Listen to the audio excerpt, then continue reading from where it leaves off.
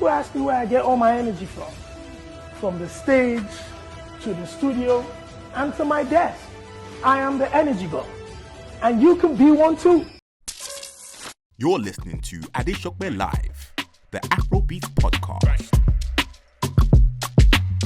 Welcome, ladies and gentlemen, boys and girls, to another edition of Adeshokwe Live, the official Afrobeats podcast, right here from the Afromedia Studios in London, the United Kingdom. As always, big shout outs to everybody supporting, sharing, liking, commenting, and supporting the entire movement. We appreciate you. This is brought to you by the Energy God Energy Drink. Drink and be yourself, as we say here at the Afromedia Studios. As always, we break down the hot topics within the culture, and sometimes I'm blessed to have a superstar in the building to share their presence with me. Today, I'm lucky, all the way from the eastern side of the motherland, East Africa to be exact. Kenya, Nairobi represented. Ladies and gentlemen, it is the award-winning and superstar himself, BN! My brother. Listen, we tried to make this happen a million times before. Yeah. I've been here. I went to the show at the Jazz Cafe. You're making too much money. You're a very difficult man to pin down. No, man, it's always just been the distance, and I just feel like East Africa has never been in these spaces like that. Facts. We haven't been bringing ourselves where we are celebrated. I was gonna, it's something that we're gonna talk about. You know, first of all, how are you doing? You look like a young buck. I'm doing so well, man. I'm in my fresh London fits right now. You're looking like too much money. I'm working on my accent. Do you know the funny thing? Yeah. The African accent is in right now. Yeah, no, it's in. I mean, that's what my wife fell in love with me for. So Wow. I'm keeping it. I'm telling you, what it says is, here is an intelligent person Who speaks more than one language. and definitely is getting a lot of money. Definitely. Yo, you know the money, yeah? Listen, my brother, your story has been a very captivating one. Obviously, the initial introduction into the rest of Africa would be as part of a hugely successful music group. Yeah. For some people that don't know who or what I'm talking about, how would you introduce yourself, in a small fashion as you can? Okay. So my name is Bien. Yep. Bien Aime, as some people know me. Yep. I am a quarter of a group, Sauti Sol. Sauti Sol is the biggest group in the continent. Talk. You know what I'm saying? Talk. Award-winning, Absolutely. fan-loved, celebrated, Yep. accolades all over. And right now I'm on a journey where I'm on my own. And I'm accompanied with my wife here, Chiki, who's my manager. Wow. And You're keeping the money inside. keep the money in the family, man. It's a family business. You know Igbo? She's Igbo. Oh, Yeah, so we're keeping the money in the family. we're with that. Yep. We're with that. Yeah, and I'm figuring out who I am as a solo act right now. I've come to London to record my album, Wow. which is titled Alusa, Why Are You Topless? Wow. And it's a beautiful journey. Like, I feel like I'm just starting my career afresh. That's amazing. Yeah, man. I'm looking up to artists who are younger than me because on this type of journey particularly, they're ahead of me. Yeah, so I'm putting in the work as if I just got out the womb. That's great. Yeah, That's great. and I love it. Absolutely. It takes a level of humility with the it does. experience that you have. Yeah, it does because yes. Sauti Sol is the government. Everywhere and everything that I used to do when I was in Sauti Sol, Sauti Sol, everywhere we go, we are celebrated. The treatment is VIP. We are rolling in, Mercedes and all these things, posh hotel rooms. And now I'm just here, as BN, and I'm realizing shit. You're hustling. Damn. I'm hustling. But the beauty about anybody who's been to the top is that you can do it all again. Absolutely. Yeah. And it's never felt like work, really. It's all love. Listen, I was checking out your story. You've basically been professional in the music business now since the 2008, 2009-ish. Yeah. But before stepping into that, it's a group of guys linking up secondary school. Yes. And just deciding that they were going to be singing and being a part of a group. Yeah. Talk to me about that moment where you're with your friends. We all did it, man. I sing in the shower. I sing, you know what I mean? But you guys felt like was there anybody that told you that you sounded great and this group should just keep on having fun? Or was it just a personal thing where it made you feel good and you guys just carried on? It's a bit of both. We met in high school when we were 15, and that was in 2002. Wow. And Sauti Sol is 20 years Damn. old as a group. People only know maybe 10. You know, people know 10 because by year 10 is when we now started recording commercially, is when we started putting out music as, you know, a business entity. But before that, man, we were playing in weddings, funerals, everything, church, and we were always just in love with the act of, you know, performing. We always loved the adoration we got from, especially the ladies. And, you know, all the adoration we got from people around us. And everybody around us was very supportive to our careers. And they always have been to date. Like, Kenyans have really loved Sauti Sol. Africa has really loved Sauti Sol. And it's just been a journey of chasing higher highs. You know, in every level, there has been a devil, but there's also been an angel. And there's people who have been there to hold our hands and put us in the right rooms, put us in the right spaces, teach us a lot of moments. And also the brotherhood is very strong. Like, those are my best friends. I can stand here and say, like, if anything happens to me right now, the first person I would call is a Sauti Sol member. And they would come, they have my back. And that's usually, especially when you see groups, that usually doesn't happen. You know, we saw Boys to Men, we saw New Edition, we saw the groups where there were factions, and they always were factions that was obvious to the public sometimes. How did you guys navigate, you know, personal differences, business differences, and still kept such a tight-knit group? I think we've always just really respected the friendship more than anything. So I have never wanted to do or say anything that would disgrace my brothers, and neither would they. I would never see a Sauti Sol member somewhere saying something about BN that they couldn't talk to me about. And when I look at other groups also, most of the groups that you see have been put together by the music business. Absolutely. You know, we were put together by just Friendship. love and friendship. And as we got older now, we do go for therapy like a married couple. Like, because Sauti Sol is my longest marriage. I've been married now 3 years to my wife, but before that, Sauti Sol is my longest marriage, 20 years. Wow. And to date, we go for therapy, we sit down, and we talk about not only the things that are troubling us, but also we celebrate the beautiful things that are happening in our lives. Wow. We are now dads, we are now business owners, we've achieved so many things that we didn't even think we would achieve, you know. So we have moments of therapy, reflection, and those are beautiful moments that I don't think many groups share. Absolutely. Because, you know, with a group, when you start making those mega bucks, a lot of people get egos, you know, the egos come into play. And just many other things, drugs. You know, when you look closely in groups, the things that really split groups are personal choices. Mostly driven by personal choices. And we've been able to keep a good head between our shoulders. Absolutely, man. Talk to me about where you're from. Talk to me about Kenya. One of the things that I love to speak to people when they come into the studio is I want to use this platform to really teach and bring us together as a continent, and just share the similarities, share the stories that would interest a lot of people.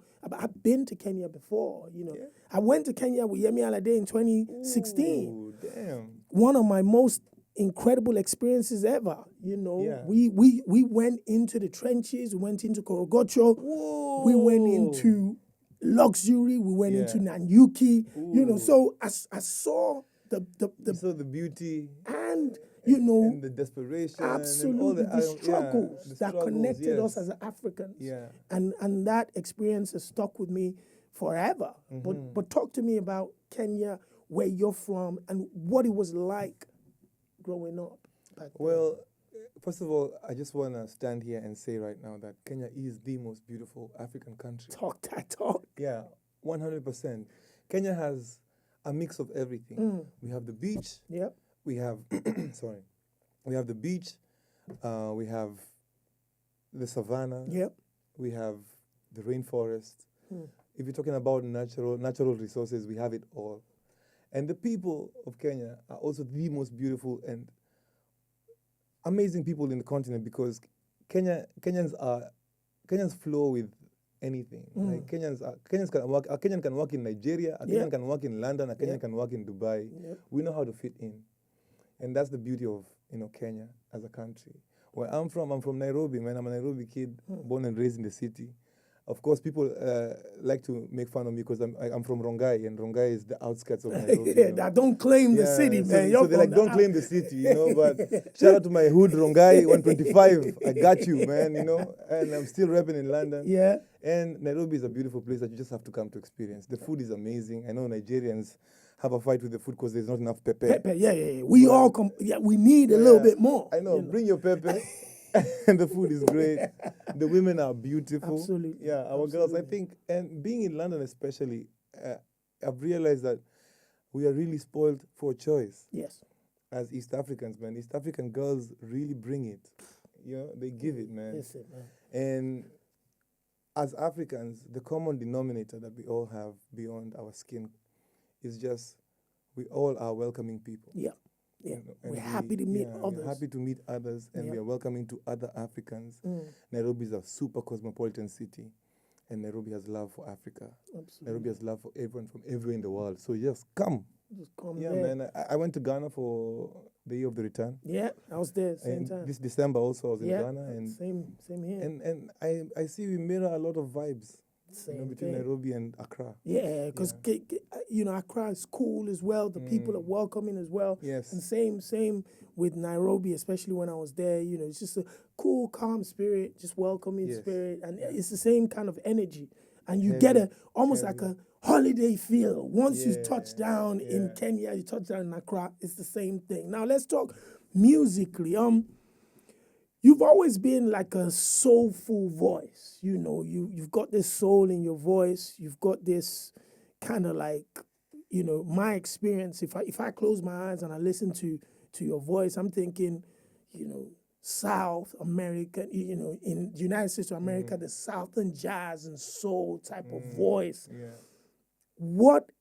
Who inspired you? Did you wake up with, that type of vocals? Or was it a combination of what you were listening to, artists you looked up to?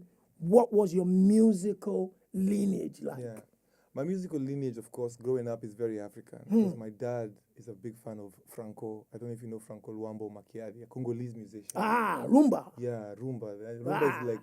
Rumba is my go-to, it's my default setting. So, I very easily gravitate towards rumba music. Even and the older I get, the more I want to do it because which is amazing. It's my cheat code. Yeah, but also if you're talking about America, the neo soul movement really shaped who I am as a vocalist. Absolutely. And my favorite singers are Ndiari, who we collaborated with in our album, in a song called My Everything, and Music Soul Child. That is hands down my favorite. Because I'm like, there's some soul here. And also from the UK, I used to listen a lot to Lamar Obika. You know Lamar? Wow. He's a Have you Nigerian, connected with him? Not yet. You should. I should. That's a good brother, man. Yeah. He's a really good brother. Heavy, man. Yeah. I love Lamar. He actually has an album out now. What? I saw him on TV, on ITV News a couple of days ago, where he was promoting some of the I think he did an album that's supposed to be like back to the 60s or 80s or like a throwback. And you could imagine his voice. Exactly. Yeah, his energy has always been on top. Yeah. And then also the more I traveled also, the more I got exposed to a lot of different types of, genres of music. Yeah. And going to Nigeria for the first time is when I experienced Baja. And I experienced Femi Kuti in the shrine, In his element. Yeah, in his element. And Brymo. My wife actually put me on to Brymo. Yeah, that's a different. Brymo's music. I know. Okay, Brymo is a very controversial artist. Absolutely, so but he's a controversy here. But the music. The music, I think, it's undeniable. Undeniable, and I've also been inspired by the artists that I work with on my journey. Like working with Burna Boy on two records has changed my life. I was about to say the publishing on that. Yeah, the publishing on that is sweet. Come on, man. Yeah, but working with Burna Boy and seeing him move also really inspired me as an artist, as a songwriter, as a singer. Working with Yemi changed my life too, man. Yemi has the work ethic of 10 artists all in one. High and tight. Crazy. The way they move is mad. Absolutely crazy. And also with the younger generation now, I'm putting out a song with Ira Star. Oh. My next single. It's fire. It's fire. It's out on Friday. I'll play you the exclusive here, you know. She's serious. I know she's serious. And she has that, dragon energy. Yep. Also Oxlade too, I have a song with Oxlade and he has that dragon energy. So That's one thing that I've noticed, especially with Sauti Sol. Yeah.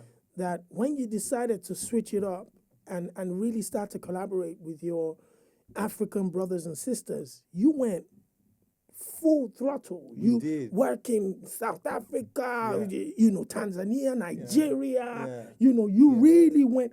What was that an easy conversation within the team? Was that a strategy, or was that just let's just spread our wings and see what happens here? It was definitely strategy with our management at the time, because we started going for these award ceremonies and a lot of our peers were winning, but in the beginning we were not. And we started to, question ourselves, like, are we not as talented? We are. We're definitely super talented. But we realized that the power of, the sweetness of any soup or any curry is the ingredients. The taste. Yeah, and we must always, variety is the spice of life. Facts. And we have to always put in influences from different places and different people to cook this beautiful broth called music. And working with other artists opened up their markets to us, and vice versa. A lot of the artists who we've worked with absolutely have come to Kenya to play. Sauti Sol is an in definitely into Kenya. Yeah, and that I feel like that is our what can I say?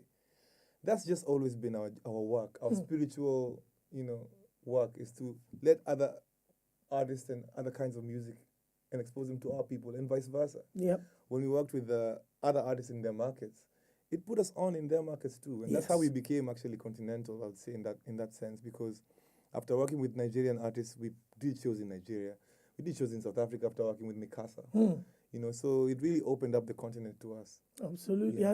And that's how people like myself here in the UK got to hear about Wow, you. yeah, It was collaboration, the yeah. collaborations, the fact that you were collaborating, so everybody wanted to, and the great thing about Nigeria is once we have a winning formula somewhere, if it's Sauti Sol, everybody calls Sauti. Everybody, man, everybody. And I've worked Everybody with got it. everybody, yo. And those people, also with the collaborations we did, it's never really been, most of I hear a lot of stories about collaborations that are commercial. Yeah. So people paying for collabs. And I have nothing against that, because that's how the business is. Yeah. But we have never paid for any collaboration. It's been musical. It's always been, and friendship. Yeah, the people who we work with value us as much as we value them. So it's always been a very nice energy exchange. And I love it. I watched an interview. It wasn't really an interview. I think it was a talk with you. I think it was Engage or something like that. And that was a very deep conversation. I thought personally, what you shared, how you shared it, was fantastic. It didn't necessarily just show that you're a brilliant man or whatever, but it also showed that at certain moments there were key indicators that you kept in your memories, and you can go back to and trace your story back. You talked about your parents, the involvement in your career, the difficulties that they went through, and how that has taught you. First of all, just talk to me about your parents. As Africans, our parents, our OGs are very important to us, but sometimes we don't talk about it as much as we need to. So hearing you share that, I think is something that would be nice to share with some of my people here as well. Some of the things that really shaped me in my life was when I was much younger, like I'd say when I was from age 0 to say 10. Yes. My parents were super well off. And then something just happened, like my dad lost his job. Typical, I think I'd say African story. Yep. My mom was retrenched in some retrenchment things that were happening. And my family hit a serious bump, like financially. We went from living in a posh house, posh everything, to living in a house with no electricity. And I remember doing my homework in the evening with a kerosene lamp or a wick lamp. You know, wick lamp, the one that is just Just that lamp. yeah, with man. And you know, the flame. Exactly. But those are the days I fell in love with music. You know, being there in the living room, and my sister is an amazing singer, but she, of course, she's a nurse.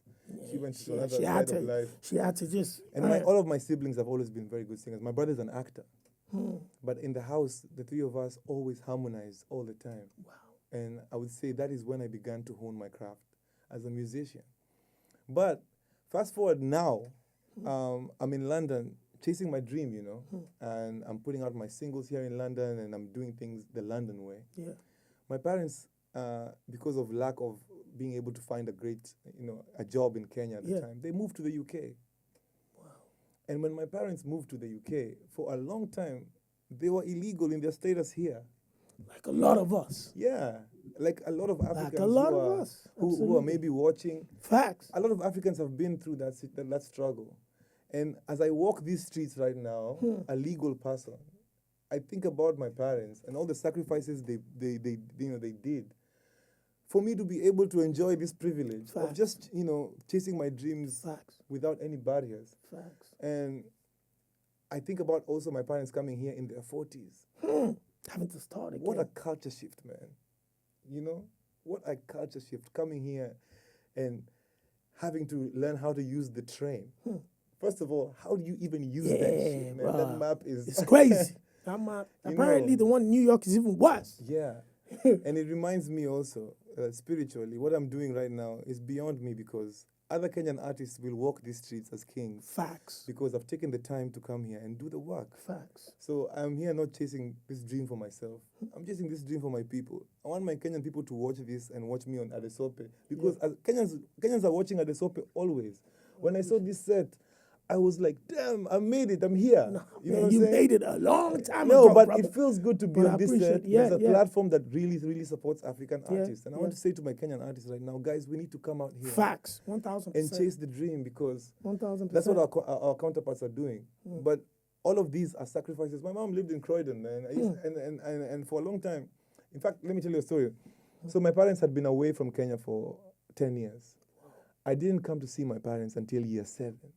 And how I came to see my parents was I was performing in London. Wow. Like Sauti Sol got a show, our first ever booking in London, in Covent Garden. And because my mom and dad were working shifts, they came in the middle of our set. Wow. So I was singing, and I saw my folks walking in. Oh.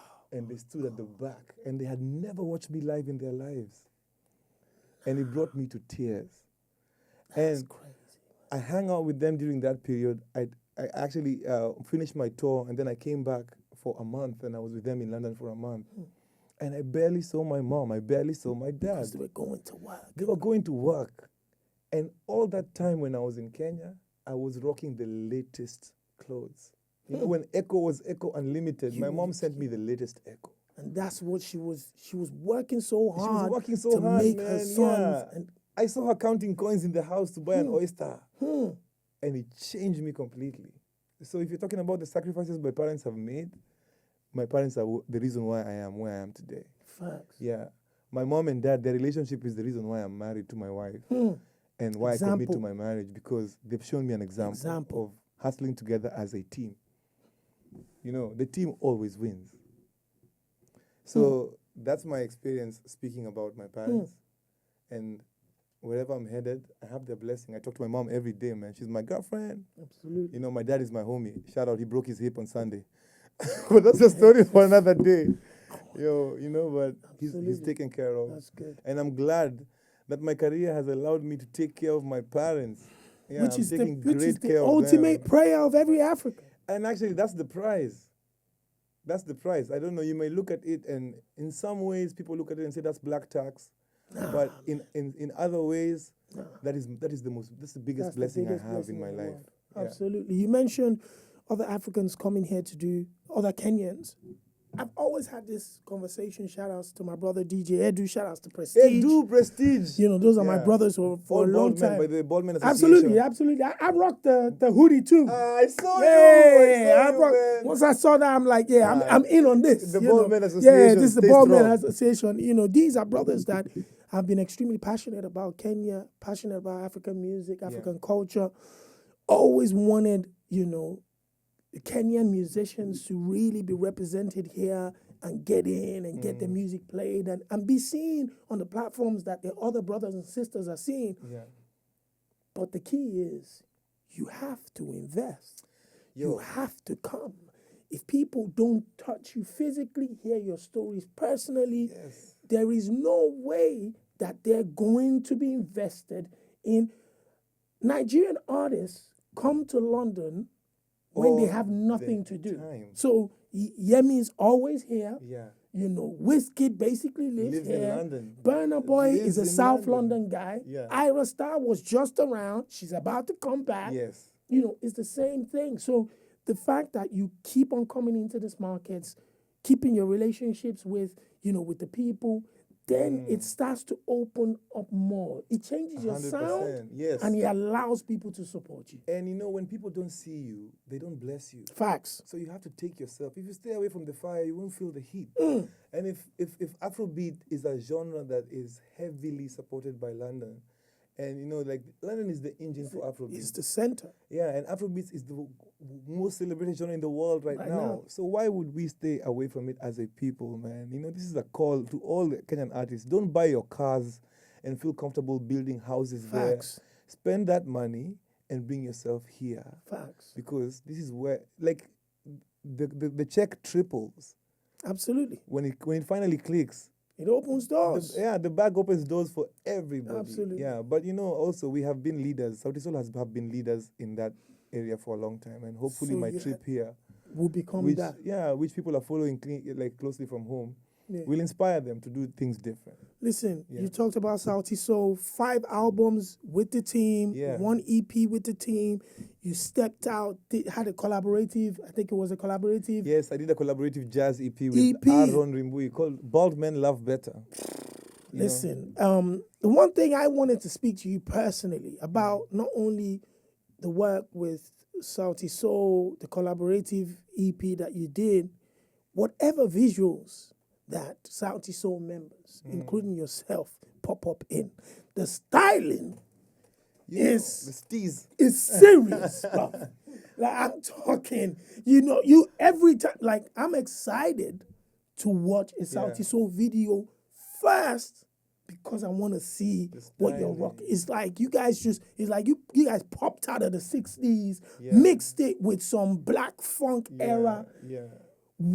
Like, how did you make that an identity? Whose idea was that? And how does it carry on into today? Because I saw it still in the video with the record that you were on last year with this joint EP. Yeah, so I can only let me plug 2 people in my life. Let's talk. Chimano from Sauti Sol. If you know Chimano. Chimano's always stylish. Chimano is the king and queen. He's stylish. Of the styling, man. He's mad. Yeah. Chimano is mad with the styling. Second, we have a stylist called Brian Babu, who we work with closely. And he also has been very instrumental in curating the look for Sauti Sol. That's amazing. And further down the line, as I've gone on my solo route, I've also worked with very many different young and up-and-coming stylists. When I'm in Lagos, I've worked with Swanky. You know, I've worked with very many different stylists from all over the continent. Yeah. And they bring out the best in us. Absolutely. You know, they definitely see the vision further than we see it. Yeah. And you know, with styling also, there's an element of just trying to being too comfortable. Yeah.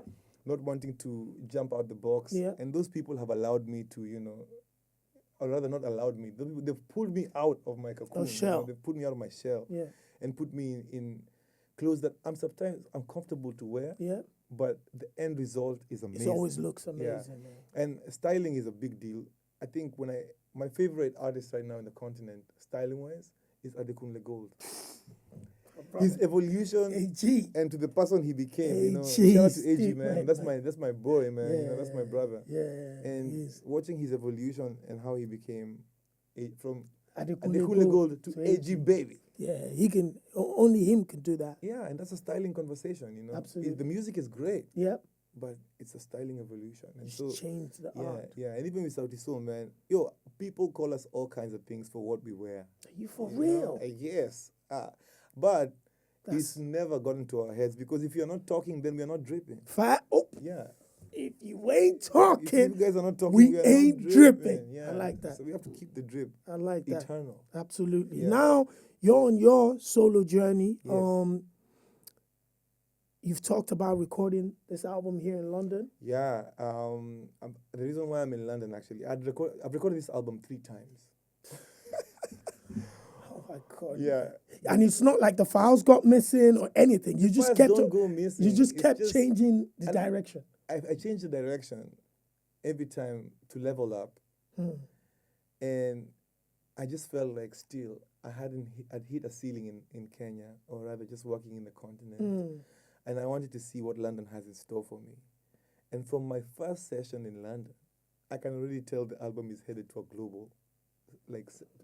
That's amazing. Yeah, and just coming here, working with songwriters, producers, and people who are in this field, and seeing their perspective in my music or how they are able to transcribe my thoughts is amazing. I love it. Yeah, I'm telling you, I'm here for 6 weeks now, just working on that. Sound-wise, Yeah. what were you trying to do differently? Because it looked like, yes, Sauti Sol had their sounds, the early projects and whatever, and then towards the 4th and the 5th album, there was almost like a shift into the Afro pop / Afro beats type of era. You touched on different things then. And now, what is the sound shift or the direction for BN as a solo artist, especially with the global explosion of Afrobeats music? What I would say is, with Sauti Sol is we've always just been very open to experiment and bring different elements into us because at the end of the day, it's still Sauti Sol. Yes. No matter what genre you put us in, we're always going to stand out in that genre because we are African, because of who we are. And as I find out who BN is, because I'm on a journey of self-discovery. By yourself. I just want to also put myself out there for experimentation, a lot of experimentation, but definitely with a lot of African influence because that's who I am and that's what I do naturally. Absolutely. Yeah, and I love Afrobeats because on top of it just being the dominant genre right now, it's also well in my tempo. It works super well with what I'm trying to do. And I'm a multi-instrumentalist. I play keys, I play guitar, and with all the instruments I play, I like to fuse that into the music because I think that's what builds the timelessness of it all. Playing instruments, how important is that to you as a musician or to a musician? Is it something you would advise every singers to try to take up, or? I would advise anybody to be as self-sufficient as possible. And because I was in Sauti Sol for many years, I didn't take seriously the craft of maybe, let's say, recording and the technical stuff because I was there primarily as a songwriter. That was my gift in the group. Still is, by the way. Sauti Sol is still touring this year. We still have a lot You're still picking up checks around Europe and everywhere. But in the group, that was my work. And so Polycarp and Savara picked up the production. But now when I'm moving on my own, I realize that I need to pick up the production skill because people are sending me a track and they're like, yo, can you lay a verse for me there? And easily I should be able to just go and, record myself. So that's a skill that now I am learning. And I should have learned a long time ago. And that and many other things, like as an artist right now, the terrain will favor the person who is most equipped. Like if you're a good producer and a good songwriter and a good performer, and you have an edge over everybody. So I advise you, this is your job, man. There's nothing else you're doing with your life but music. Learn your craft. Get lost in it, make mistakes, make beautiful mistakes. But above all, just learn your craft. I woke up this morning, I practiced guitar and vocals for 2 hours. Then I went to the gym, and then I did some stuff and we came here. Wow. I never stopped honing my craft. That's, I think, what I would say to other people. The grace that got you here is the grace that's going to keep you there. So before you get a hit, you've recorded like 50 songs, keep on doing your 50 jams. Yeah, because if you swing 50 times, one day you'll hit the ball. One of them will hit. Yeah. I've always wanted to speak to you about a moment in history that I saw online, went crazy at the time. It was you guys rocking out with Barack Hussein. My G. we saw that moment was iconic around the world. Changed my life. You know, I'm looking at that video. I'm just imagining Changed what my it life. felt like to be a Kenyan, Yeah.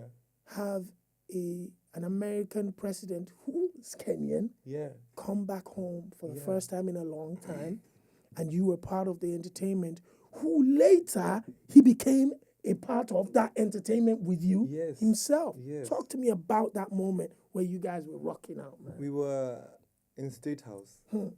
State House is like the Yes, Kenyan version of the White president's. House.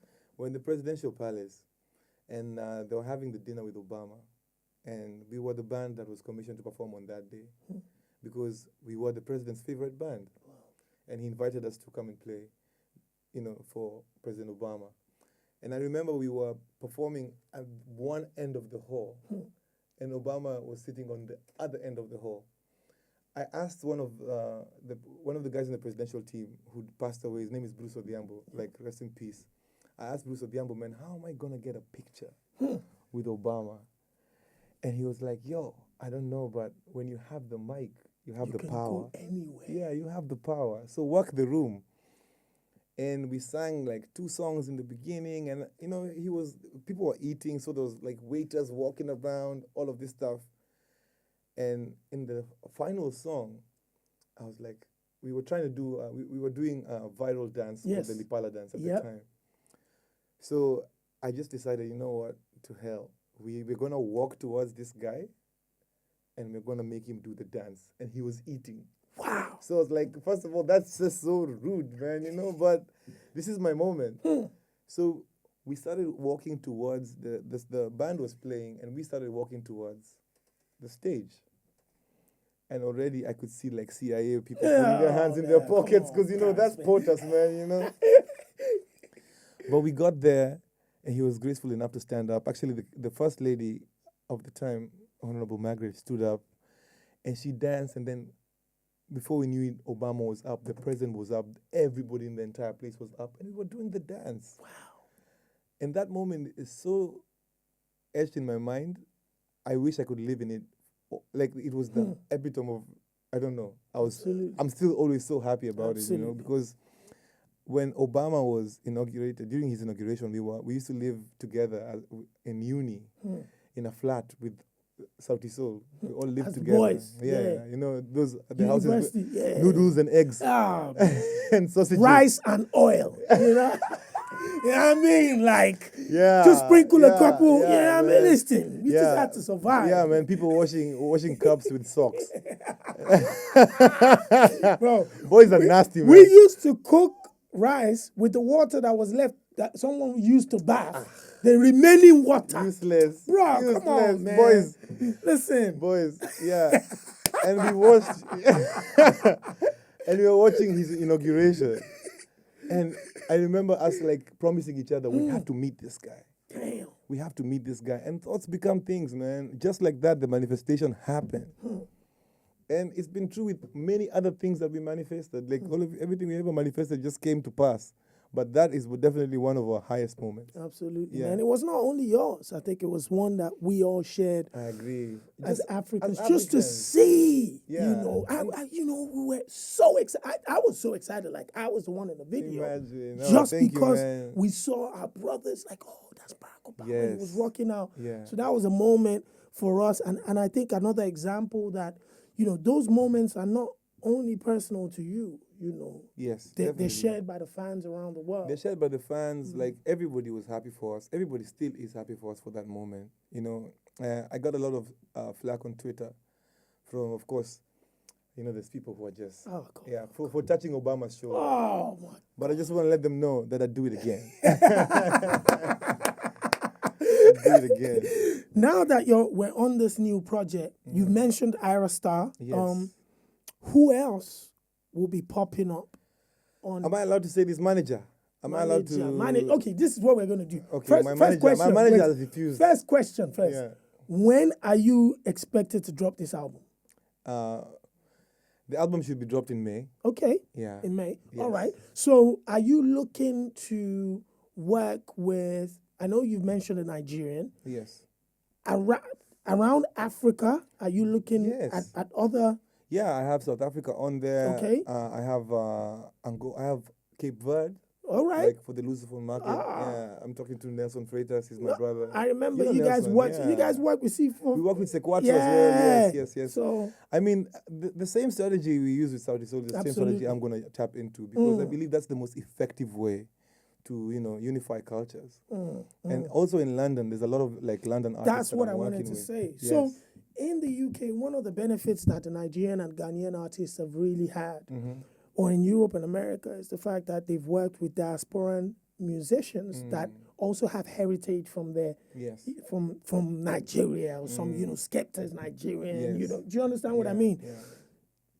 Do you guys have those opportunities where there are also Kenyan musicians in the United Kingdom, in America, that are, pushing the culture that you guys probably should? If you don't, that is an advice that I would we like to definitely give need to you. tap into that. Yes. I am open 100%. I'm currently talking to, pardon? Oh yeah, of course. Okay, so the diaspora artists, Yes. some of them are just my friends. Yeah. Yeah. So Miss Banks is a good friend. Uganda. We have to tap into that. And you know? Nigeria, we've And got to Nigeria. talk about that. You know what I mean? I know she hates it when we come like, listen, because her mom's my friend. Her mom's going to be like, Uganda, listen, Yeah. Miss Banks is Nigerian. That's all Miss we're Banks saying. is ours. She's You know ours. what I mean? She's ours. So East Africa is it's a little drop of Uganda in there. We're claiming her. Yeah, I went to Ghana for in December. I linked up with Suspect ODB. That's my brother. He beat me in Ludo, and I wasn't happy. So How can he be? He's no, based- I had never played the game. You see, and then he just came on there with some dragon energy. But that's a story for another day. Fizo DG, definitely my Yeah, brother. I've that's worked amazing. Kamido. Oh, that's Yeah, fresh we have talent. a banger together. Genius boy. Yes. Very and, talented. And many others. Like, That's good. even in the UK right now, That's good. I'm not only collaborating with the artists, but also with the producers. Absolutely. Because I realize a lot of the magic happens with the producers. Oh, the producers the haven't. producers are fire. They haven't gotten the credit that they deserve for a Yeah. while, but I think nowadays Yes. they are starting to get that. I mean, we're seeing a lot of producers becoming artists and becoming very successful at that. KLP's just switched. KLP made the switch, man. I didn't even know KLP could sing like that. Look at the music. And KLP is a brother, man. KLP has produced for Sauti Sol many times. There's Young John. Oh, look at Young John. Yeah, Young John has been one of the biggest producers from Nigeria from for the time. mid-2000s. Yeah. And it's taken him over 12, 13, 14 years Yes. to Yes. finally step out into his glory. Yeah. Can you imagine how many hits he has with Olamide Just alone? Olamide alone, yeah. He's yeah, probably man. got We were like talking 20. about it. Yes, yeah.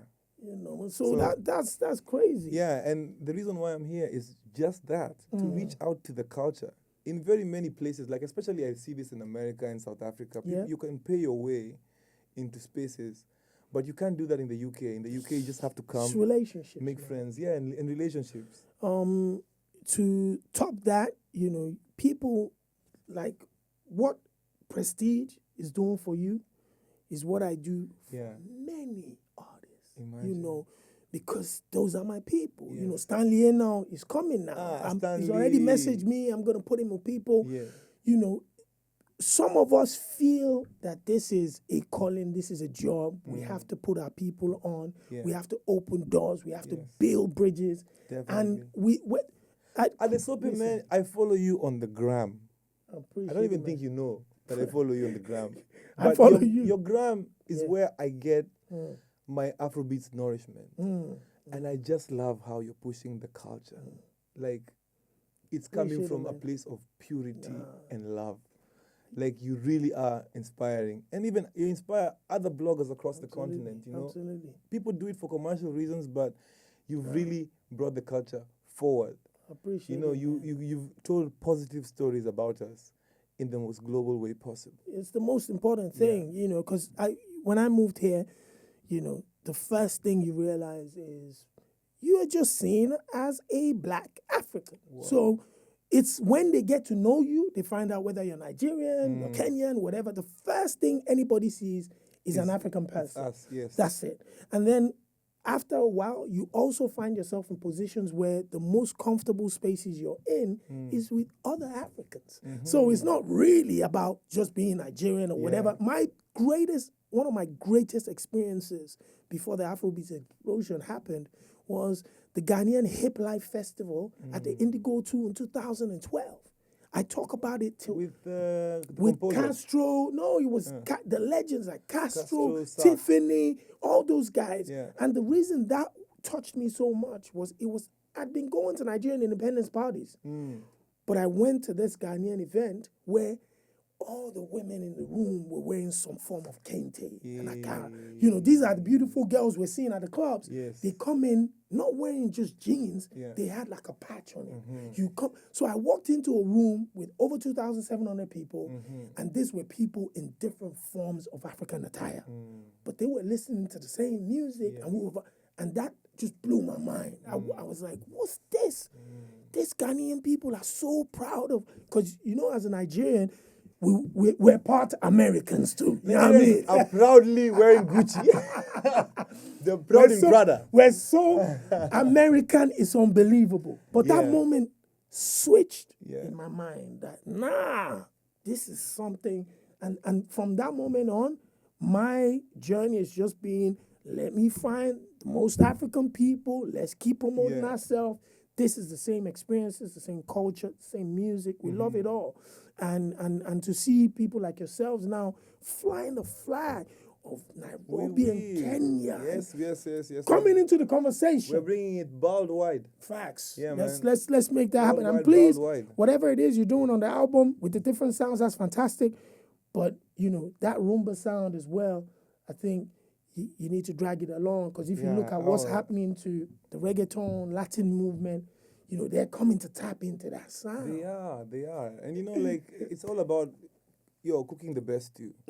Bringing in the different vibes and the different energies and the different inspirations that we have, from the journey. Absolutely. Yeah, so I'm looking forward to the album as well, because I also don't know what it has in store for me. Like, I've been here only a week. My trip is 6 weeks. I've been here a week. And just for the week I've been here, what I've been able to achieve is, it's a lot. I'm also going to watch an Arsenal game in a few days, so I'm excited. Well, don't bother. You're going to lose that, don't bother. Big hitter. You know what I mean? Don't make me walk away. Don't waste your money. But if you must, as a tourist destination in London, perhaps. But listen, my brother, I'm proud of everything you're doing. You're an amazing ambassador for us and a fantastic human being that's popped out of the eastern part of Africa. People that we want to see in spaces that tell our stories the right way and make people want to know more about us. You are one of those people. I appreciate it, man. And if anyone is watching this right now, and they've just discovered BN and they want to look into my past and see maybe Sauti Sol and what we're doing in Kenya. We have a record label down there. We have a festival down there. So just link us up, check us up on Facebook, Twitter, all of these, Instagram, TikTok, and follow the movement. The movement is vibrant in the East as it is in the West. Absolutely. Yeah, and we're trying to take it global right now. So I've seen you hosting Diamond Platinums here. That's my brother too, That's man. my brother. Tanzania, link up. Absolutely. So yeah, I'm glad that I'm here today to push the gospel. Thank you. Yeah. Thank you very much. Ladies and gentlemen, without further ado, please give it up for my superstar guest from East Africa, Kenya. Yeah! So the next time you're coming in, you come in with the traditional attire. Right.